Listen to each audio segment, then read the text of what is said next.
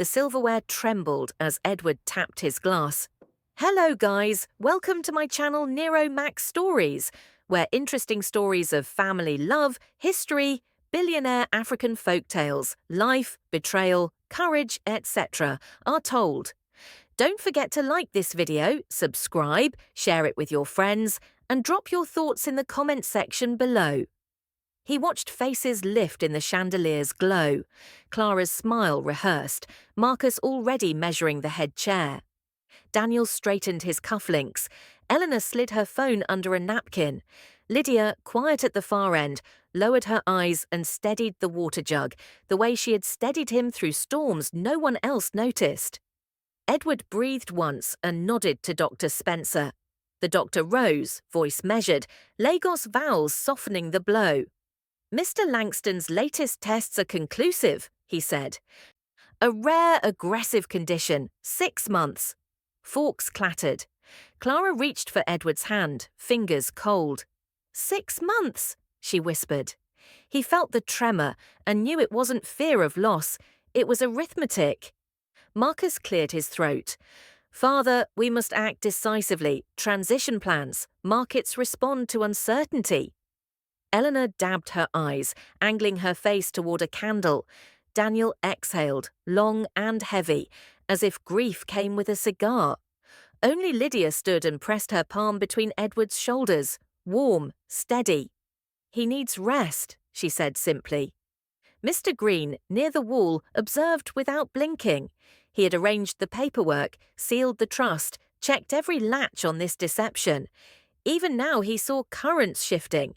Marcus calculating, Clara receding, Elena composing captions. He also saw Lydia's hand, the one fact you could not edit. Dr. Spencer continued, gentle but clinical. We have options to make him comfortable, low-stress environments, limited meetings, adequate sleep. Clara nodded quickly. We'll bring in a wellness consultant, maybe move him to the Ocean House in Lekki. The air is kinder. She did not ask what he wanted. Edward forced a smile. I want dinners like this, he said. Stories, laughter, not schedules. His voice carried both Surulere dust and Victoria Island polish. He glanced at Marcus. The company will be fine. Marcus heard permission, not caution. Elena finally spoke, soft as velvet. Dad, can we capture some memories, a little video journal? Lydia's eyes flicked to her, puzzled by the ring light that seemed to exist even when the phone was face down. Daniel squeezed Elena's shoulder. Great idea, he said. Already picturing a tribute montage. Course was served. Fish pepper soup steamed like a small mercy. Lydia ladled a portion for Edward, checked the pepper level, added lime. Clara watched as if the gesture were quaint, like handwritten letters. We'll need to inform the board, she said to no one. Discretion but clarity. Tomorrow, Marcus said. I'll chair. Mr. Green shifted. Your father remains chair until he decides otherwise, he replied. Marcus smiled the kind of smile that closes doors with velvet. Edward tasted the soup and remembered his mother's porch, the radio scratching, hope boiled with time. He had built a tower so high they forgot the man who hauled the first brick. He looked down the table at faces that shared his cheekbones, but not his compass. Dr. Spencer gathered test folders with theatrical neatness. He had taken an oath to heal. Tonight he held another kind of medicine, truth delivered through illusion. He hated the lie, but he had seen loneliness that money could not anesthetize. If love was there, the test would find it. After dessert, Edward rose. I'll rest, he said. Clara kissed the air near his cheek. I'll call the decorator about calming colors. Daniel hugged him, brief, already texting. Elena whispered, You're trending in my heart, and even she winced. Marcus clasped his shoulder, grip firm, eyes elsewhere. Lydia walked him to the hallway. Tea? She asked. Chamomile will argue with the pepper, he said, trying for lightness. Ginger then, she replied, smile small but real. He touched her wrist. You okay? She nodded. "You don't carry this alone," she said. He wanted to fold the lie back into the envelope, but the experiment had begun. Upstairs, he paused before the big mirror. It reflected a man the city knew, but only one child still studied. He loosened his tie, listening to distant laughter that had nothing to do with joy. He imagined Marcus sketching flowcharts, Clara scrolling villas, Daniel booking nightclubs, Elena curating grief. He also imagined Lydia at the kettle, adding thin slices of ginger the way his mother used to, because some carefulnesses outlive success. Mr. Green joined him in the study later, the city humming beyond the balcony like a restless generator. "It's in motion," Edward said. "They didn't ask what you want," Green replied. "Lydia did," Edward answered. Silence sat between them like an honest guest. Green opened a leather folder. "The trust is active, major assets insulated. If they sell shadows." Edward nodded. "I don't want them ruined," he said. "I want them revealed." Green considered. Revelation ruins what pretends. Downstairs, Clara phoned a friend. "We'll need a grief counsellor on retainer, tasteful, not too emotional." Marcus drafted an email to the executive team. "Interim efficiencies," he typed, a phrase that often meant people. Daniel posted a black square to private stories with a gold heart emoji. Elena set an alarm for golden hour. Lydia, alone in the kitchen, opened the cupboard where the old enamel mugs lived, the ones not pretty enough for guests, but perfect for comfort. She brewed the ginger with honey. He opened, surprised. "You remembered the honey," he said. "Of course," she answered. "That's how the heat behaves." He laughed, a quiet sound. For a second, the mansion felt like a home again. When she left, he sat at the desk and wrote a single sentence on a notepad. "If love is real, it will not fear the dark." He tore the page, folded it, and slipped it into an envelope. On the front, he wrote, "To be opened if I'm gone for real." The lie had begun. The truth, patient as ginger in hot water, began to rise. The weeks after the dinner turned the Langston mansion into a theatre of pity. Visitors came and went, whispering condolences for a man who still walked with steady feet. Newspapers hinted at the fading Titan, while gossip pages speculated on succession battles at Langston Holdings. Clara dressed the house in soft beiges and lilies, the colour of acceptable grief. She began hosting afternoon teas to take her mind off things, surrounded by friends who spoke of healing retreats and imported candles. Ben, her supposed new driver, was suddenly always nearby, tall, smooth-voiced, and too comfortable with the keys to Edward's car. When she introduced him, she said lightly, "He reminds me of youth." Marcus expanded his office. He replaced his father's modest mahogany desk with one imported from Italy and hired a photographer to capture the new leadership spirit. He began arriving at work in designer suits, smiling for the employees who used to fear Edward's quiet gaze.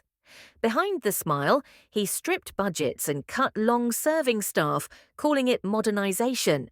Daniel stayed away from the office entirely.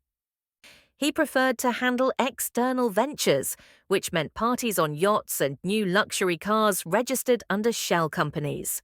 When Mr. Green quietly traced a missing fund, he found invoices signed with Daniel's flamboyant signature. Elena took grief online. Her posts began, "Cherish your loved ones while you can," followed by filtered selfies in expensive cafes. Likes poured in, sponsorship offers followed. She justified it as raising awareness for rare illnesses.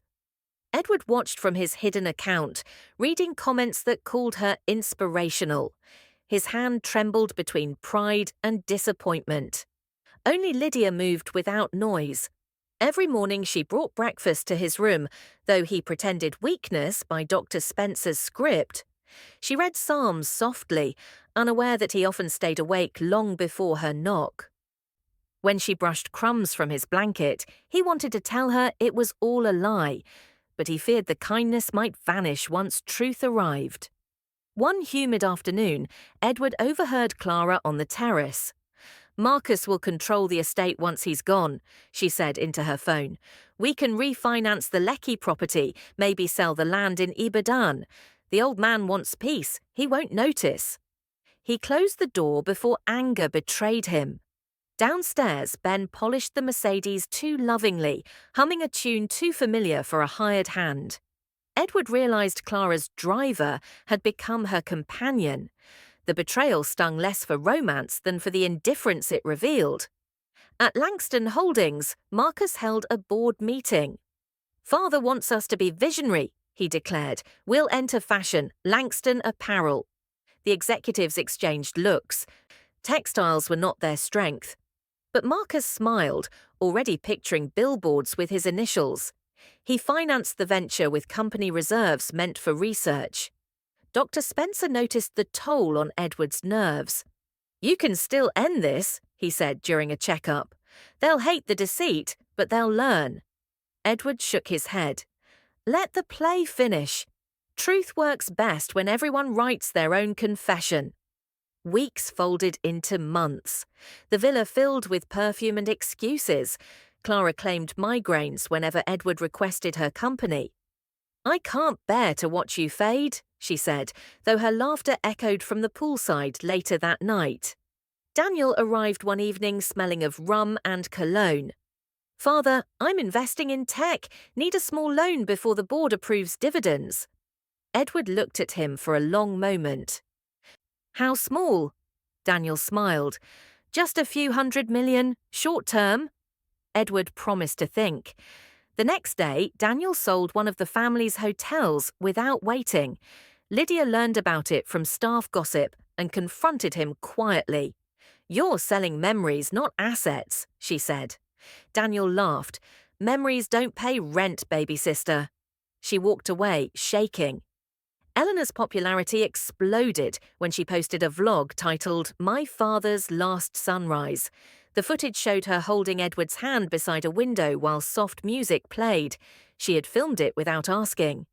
"It helps people heal," she insisted. Edward smiled sadly. "Who's healing, dear?" She blinked, unsure. Mr. Green became the silent guardian. He bought back properties Daniel sold, registering them under a private trust Edward had formed years ago. At night, he delivered reports in sealed envelopes. "They're dismantling what you built," he said. Edward nodded. "Good, let them test how empty gold feels." Through all of it, Lydia's devotion never wavered. She learned his medicines, cooked light meals, watered the plants he used to ignore. Sometimes she read aloud from his old journals, unaware they contained blueprints for the empire. "You were so hopeful," she said once. "Am I?" he asked. "You still are," she answered. Rainy season came. The roof drummed with thunder as Lagos traffic hissed beyond the gates. Edward looked out at the city lights and whispered to Green, "I used to think success would keep them close." Green replied, "It only attracts what shines under it." The following morning, Lydia found a resignation letter on his desk. Her heart jumped. Had he truly given up? But the signature was his, and beside it lay a note, "Taking time for peace. Do not search." By dusk, Edward was gone. The mansion buzzed with confusion. Clara called the police, tears barely rehearsed. Marcus checked banks, furious that accounts had frozen overnight. Daniel cursed missing cars. Elena filmed a somber clip by the fountain. Lydia, holding the letter, whispered, "He's alive." She felt it in the calmness of his handwriting. Somewhere beyond the city, her father waited, testing not just them but himself, whether love could survive absence, whether truth could still return home. Edward Langston left Lagos before dawn, the skyline fading in his rearview mirror like a closing chapter. The air outside the city was thick with mist and freedom. His driver, a trusted man from years past, dropped him near a quiet village in Ogun State. There, Edward shed his name and wealth, becoming Mr. Harris, a retired teacher looking for peace. The house he chose was simple, rust-colored roof, creaking porch, small garden by the fence. The villagers welcomed him without ceremony. They didn't care about boardrooms or billions. To them, he was just an elderly man with kind eyes and an odd Lagos accent. He learned to live slowly. He fetched water from the communal well, shared roasted corn by the roadside, and attended evening prayers under the neem tree. The smell of earth replaced cologne, laughter replaced reports. He found comfort in anonymity, yet every night he still checked his old wristwatch, a habit of deadlines refusing to die. Meanwhile, back in Lagos, chaos grew louder than the rain. Marcus, now acting as CEO, threw a launch party for Langston apparel. Celebrities came, champagne flowed, and investors nodded politely while whispering doubts. Mr. Green, invited out of courtesy, stood at the edge of the crowd, watching Marcus burn through millions like kerosene. When the first quarter report arrived, the numbers bled red. Marcus blamed market volatility. He announced layoffs the next morning. A loyal employee, Mrs. Bello, who had served Edward for 2 decades, was among those dismissed. "Just business," Marcus said as she wept. Daniel's ventures collapsed next. The tech startup turned out to be a front for a pyramid scheme run by his new friends. In desperation, he sold one of the family's warehouses at half its value. The buyers, shell companies secretly owned by Mr. Green. Clara's affair with Ben became harder to hide. Neighbours gossiped about their late-night laughter and accidental business trips. She ignored the whispers, telling herself she deserved happiness after years of Edward's emotional distance. But even Ben began asking about inheritance, how soon the will could be executed. She didn't notice the way his eyes glittered when he said ours. Elena, too, began to unravel. One of her followers leaked that her terminal father had vanished. The internet turned cruel. Fake sympathy for views, they said. Brand deals evaporated. For the first time, she looked at her reflection without filters and didn't recognize the woman in the glass. Only Lydia remained grounded. She visited the family's old church weekly, praying for her father's peace. "Wherever he is, Lord, let him find kindness," she whispered. One afternoon, she met Mr. Green in the pew behind her. "You believe he's alive," he said quietly. "Yes," she answered, "and I'll find him." Her search began with small clues, a handwriting note, an old contact in Abeokuta, a remembered story of a childhood teacher named Harris. Each thread led closer. In the village, Edward found unexpected healing. The people didn't call him Sir, only Baba. Children greeted him at dawn. Neighbours brought yam when he sneezed. He told stories by the fire, never mentioning Lagos, only a faraway city that forgets its fathers. There was a widow, Mama Kemi, who brought him soup and refused payment. "We take care of each other here," she said simply. One evening, while he watered the garden, a young man approached with a newspaper from Lagos. The headline read, "Langston Holdings in Crisis, CEO under investigation." Edward's chest tightened. Beneath the headline was Marcus's photo, eyes tired, jaw clenched, the mask finally slipping. He folded the paper and whispered, "The truth always asks for payment." Back home, Marcus begged Dr. Spencer to declare the death official so the will could be opened. Dr. Spencer refused. "I treated your father, not his ghost," he said. Clara grew desperate, suggesting memorial services to speed things up. Daniel fought her, accusing her of wanting full control. The house turned into a courtroom without judges. Then came a call. A driver reported seeing an old man resembling Edward near Ogun. Marcus dismissed it. Lydia, however, packed her bag that night. She took a bus at sunrise, clutching only a photo and faith. When she arrived in the village, children pointed toward the garden. "Baba Harris is there," they said. She followed the path and stopped short.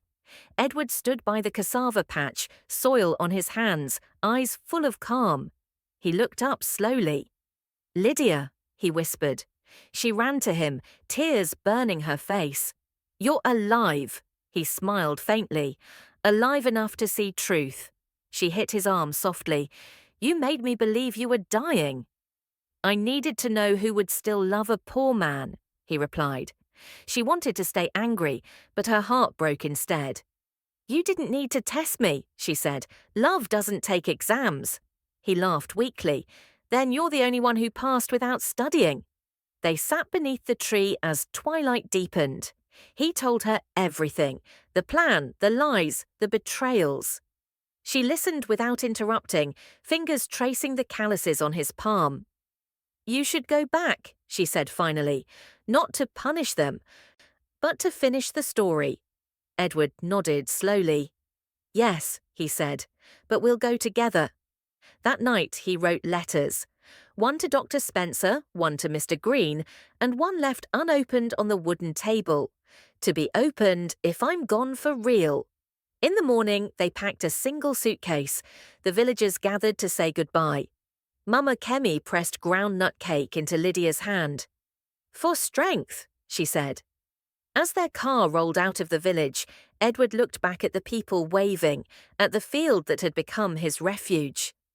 I came here to find who loved me, he murmured, and I found myself instead. Lydia squeezed his hand. Now let's go home, she said. The city waited, unaware that judgment was already on the road. 2 months later, invitations in gold envelopes arrived at the Langston mansion. The handwriting was unmistakable, Edward's. Each letter was short, formal, almost chilling in its calm. To my beloved family, the time has come to open what I left behind. Gather at the mansion this Friday for the reading of my will. Edward Langston. Panic rippled through the household. Clara turned pale. Who sent this? She demanded. Marcus rubbed his temples, pretending composure. Probably Green, formal closure. Daniel muttered, a dead man doesn't send letters. Elena, voice trembling, whispered, what if he's alive?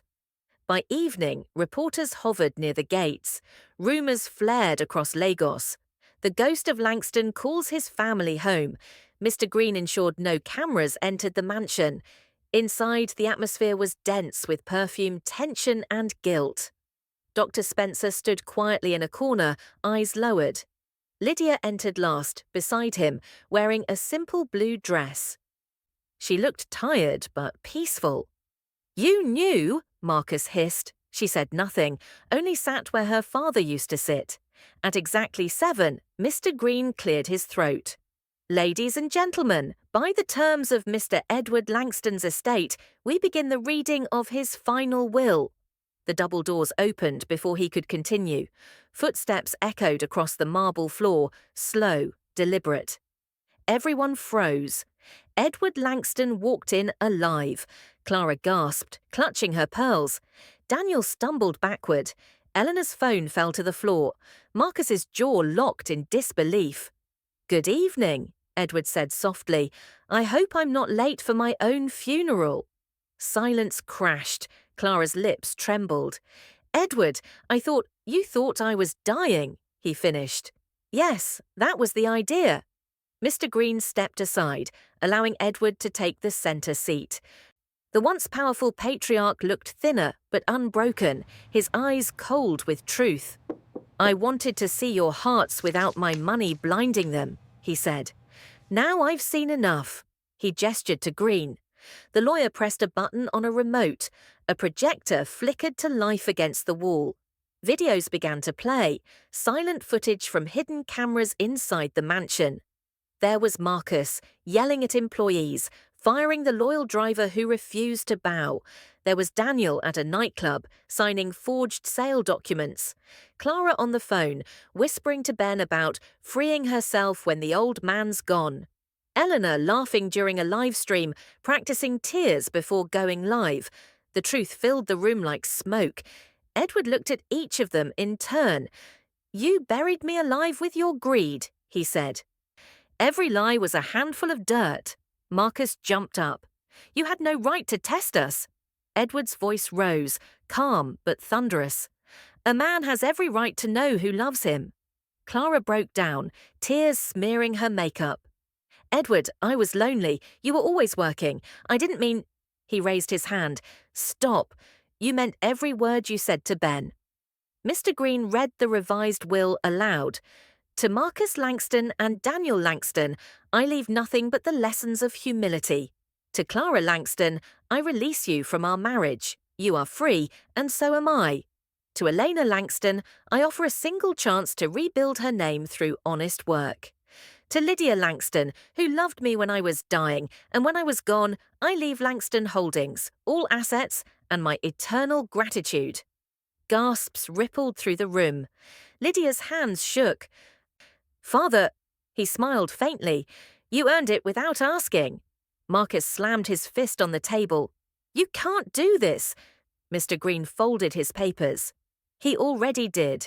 The courts have recognized this transfer months ago. The rest of you are trespassing now. Daniel cursed under his breath, storming out. Eleanor cried silently, ashamed. Clara stared at the floor, whispering, I didn't think you'd really go. Edward's gaze softened only when it found Lydia. You showed me love that didn't wait for inheritance. Lead the company with that same heart. Restore what I broke by trusting money over people. She nodded through tears. I will, Dad. As the others left one by one, the echo of their footsteps faded like ghosts retreating into the dark. Only Edward, Lydia, Mr. Green, and Dr. Spencer remained. Dr. Spencer sighed. You risked everything. Edward. I risked nothing worth keeping, Edward said quietly. Mr. Green handed him a small box. They never saw this. Inside were keys, the assets Daniel and Marcus had sold, all secretly repurchased. Your legacy is intact, Green said. Edward nodded. Let them learn what it means to start from zero. Later that night, Edward stood in his study, the same study where he once planned the lie, the same desk where the first envelope sat. To be opened if I'm gone for real. Lydia entered softly. You could have died before finding out the truth, she said. He smiled sadly. Then I would have died blind. Now I can see, and maybe forgive. She walked up beside him. Do you?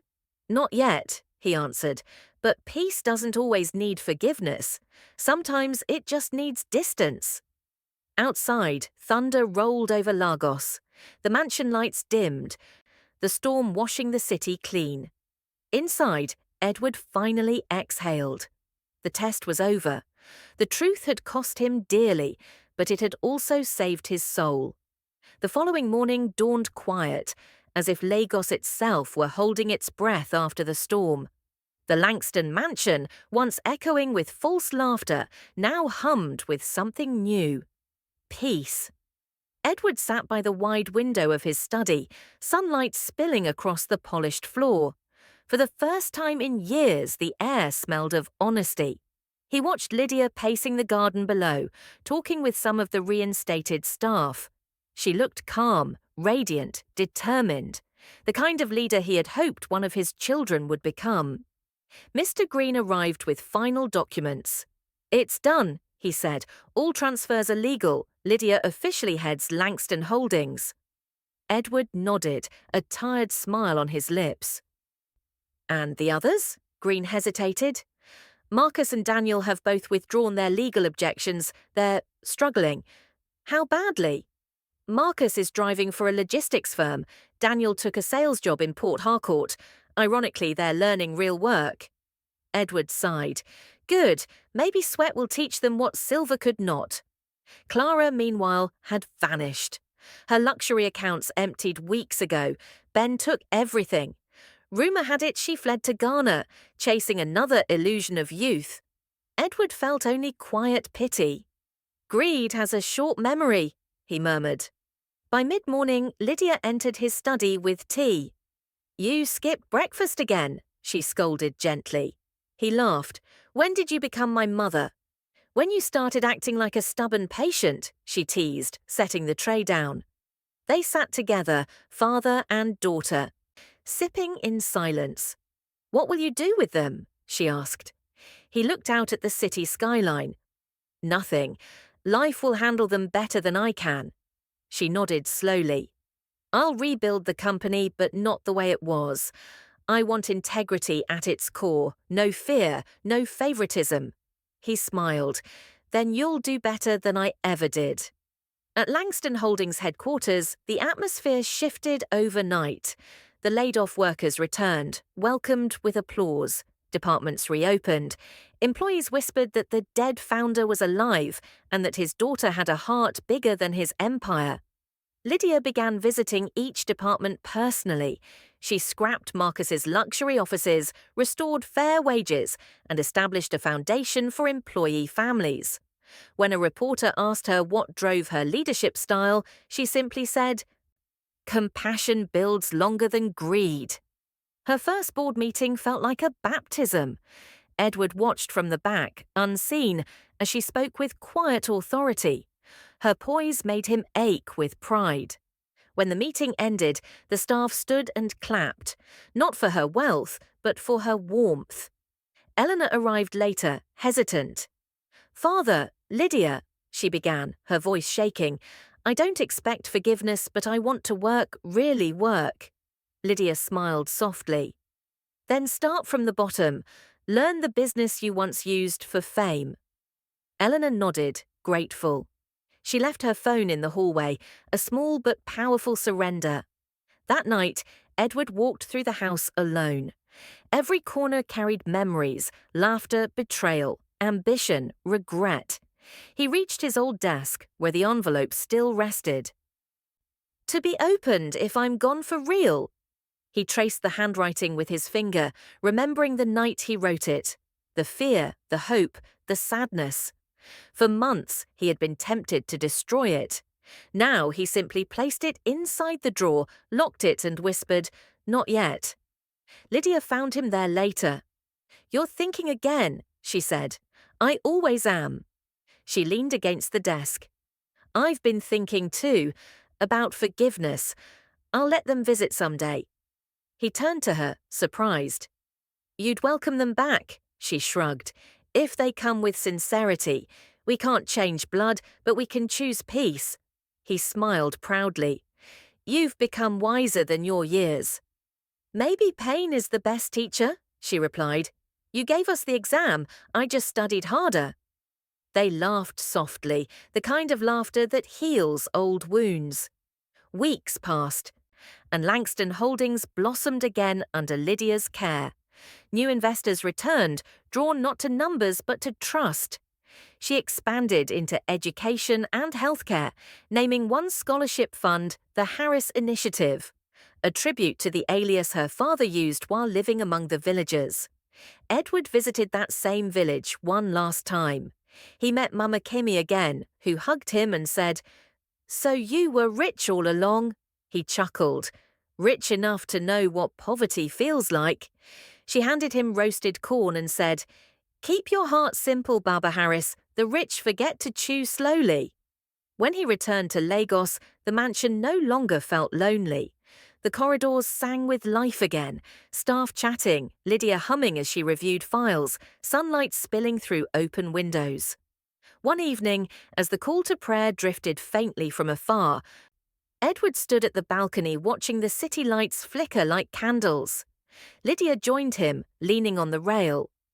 "You know, I sometimes wonder," she said, "if all this, your test, the pain, was worth it." He looked at her, eyes soft with age and clarity. "Every truth worth finding has a price, but love that survives betrayal is pure gold." Below, the courtyard glowed in the soft orange of dusk. The empire had been remade, not by wealth, but by love, tested in fire. And deep inside the drawer, the sealed envelope waited silently. What it contained, no one knew, not even Lydia. Perhaps a confession, perhaps another secret, perhaps just a father's final reminder that even when buried alive by betrayal, love still finds air to breathe. Edward closed his eyes as the evening breeze touched his face. For the first time, he felt truly alive, because this time he was loved without a price tag. True wealth is not measured by the balance of accounts, but by the loyalty that remains when fortune fades. Love that expects nothing is the rarest inheritance, and truth, though painful, sets the heart free. When greed buries goodness, time always digs it back up. If you enjoyed this story, don't forget to like, subscribe, share it with your friends, and tell us what you learned in the comments below.